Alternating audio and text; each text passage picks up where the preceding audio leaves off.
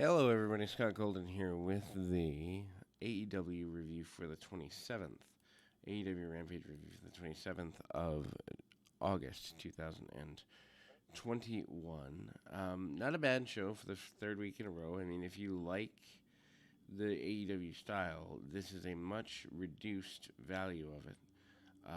Meaning it's tight and to the point, certainly with the idea of a 1 hour format. Anyway, so this is the tag team title eliminator tournament final. Lucha Brothers with Alex Abrahantes defeating Jungle Boy and Luchasaurus with Marco Stunt.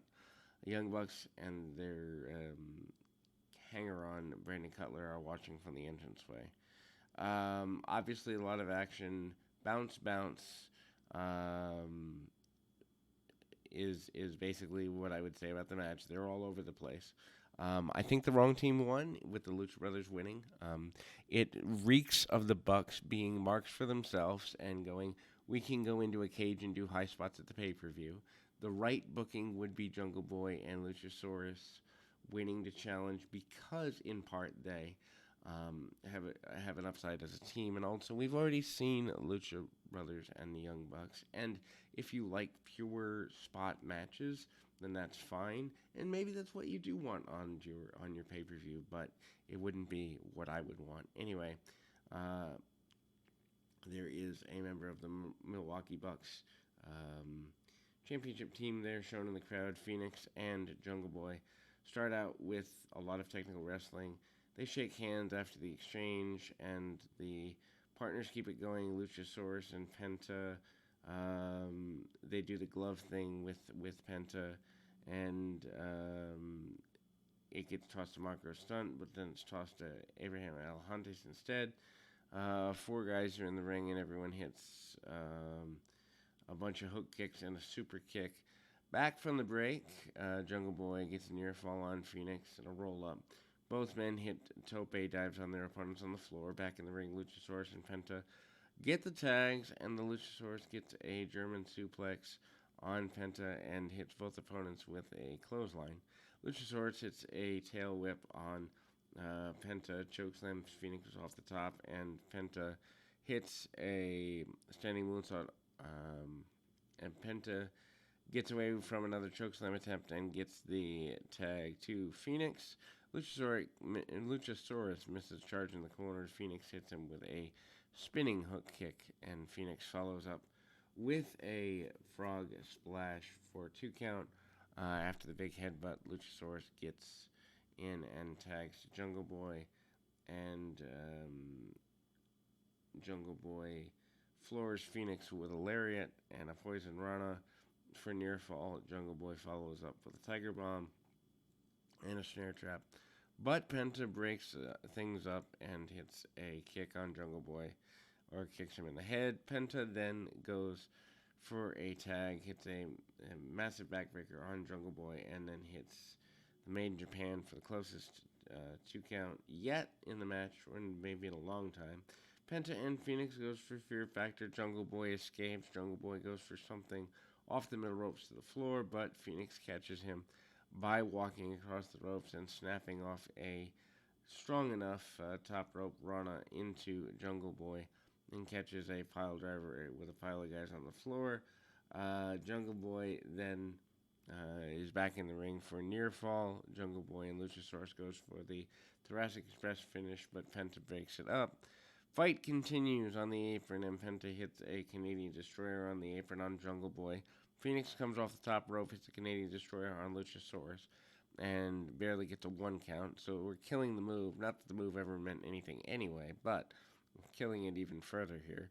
Penta and Phoenix hit a bunch of super kicks on Luchasaurus, finishes him off with a double team pile driver to get a win. Lucha Brothers versus Young Bucks in a cage is official for the pay-per-view at All Out next weekend. After the match, the Young Bucks attacked Penta and Phoenix, but Abrahantes and Stunt runs them off. CM Punk and Darby Allin continue here. Video airs of the return of CM Punk to wrestling in AEW. Punk calls out Darby Allin. Then we see a Miro promo. Miro throws Fuego del Sol out of the entranceway and kicks him down to the ring. In the ring, pulls it off the mask and kicks him in the face. This brings out Eddie Kingston with a mic. Kingston drops that and decides to go after Miro. Kingston gets an advantage on Miro, hits him with an exploder suplex before the refs come out and break it up. Miro and Kingston for the TNT title is likely for the All Out pay-per-view. Then a match that doesn't need to happen. I'm glad that they have a women's division. I don't think this match needs to happen here. Bunny with the blade defeats Tay Conti at 4:30. I think the wrong person won here. Bunny jumps Conti before the bell, and she hits Conti with a sliding elbow in the corner and gets things going in the wrong direction. I think actually Conti won this. If I seem to I'm recapping with my report, and I wrote down what I was listening to earlier. Anyway, Conti ends up getting the victory. So Bunny goes after the eyes, and Bunny starts exchanging chops in the corner. Conti gets the better of some of the exchange, comes back. Bunny hits a flying clothesline near fall. Conti comes back with a bunch of judo throws and a facebuster, follows up with a spinning uranagi and then a pump kick in the corner. Conti hits a TKO. Penelope Ford comes into the ring. Anyway, needless to say, Tay Conti getting the victory here. But I don't even think this match really needed to happen. Future shows here. Miro and Eddie Kingston for the TNT title is official at All Out.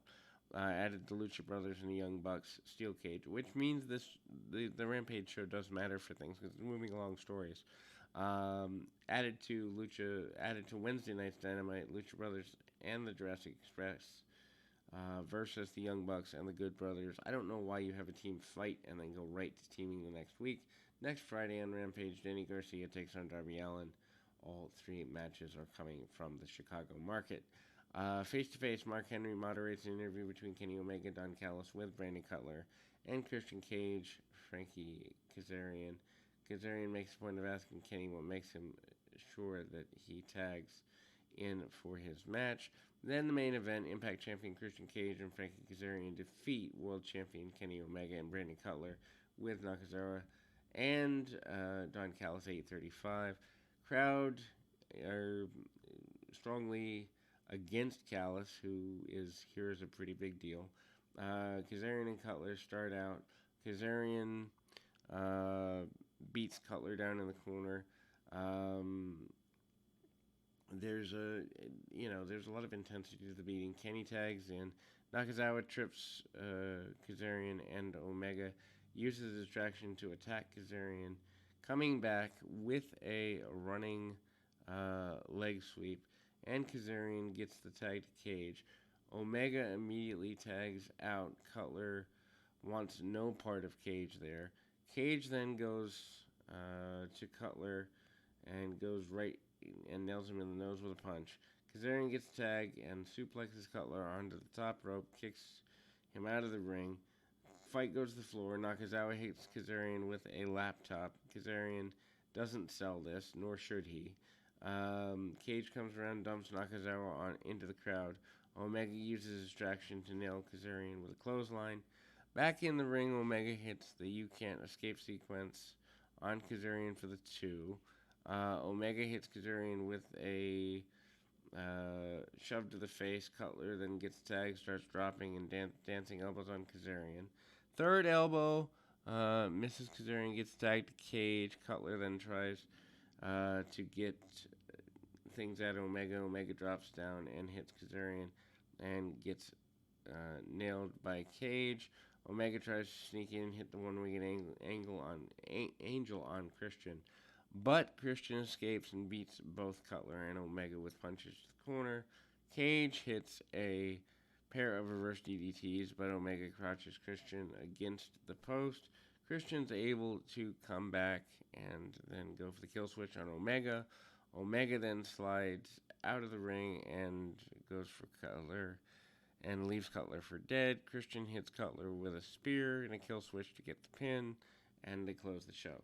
Overall, maybe not my cup of tea as far as every match, but Rampage continues to be a can't miss program and fun to watch at just at an hour less with commercials. We'll be back with more right after this.